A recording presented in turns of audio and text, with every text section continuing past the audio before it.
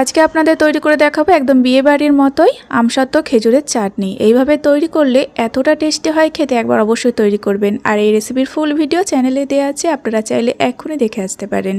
প্রথমে এখানে পরিমাণ মতো টমেটো, আমসত্ত্ব এবং খেজুর এগুলো পরিমাণ মতো নিয়ে নিতে হবে।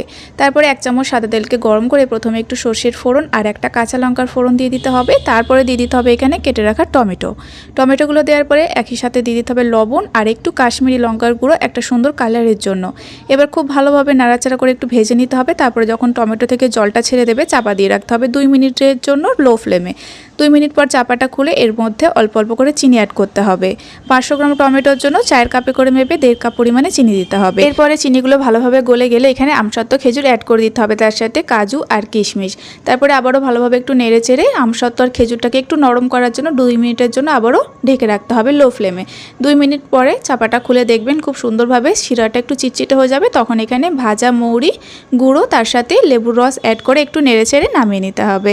তাহলে কিন্তু তৈরি হয়ে যাবে একদম বিয়েবাড়ির স্টাইলে দারুণ টেস্টি এই চাটনি। আপনারা একবার তৈরি করলে দেখবেন একদিনই শেষ হয়ে যাবে, এতটা টেস্টি হয় খেতে। একবার অবশ্যই তৈরি করবেন, দারুণ লাগে খেতে।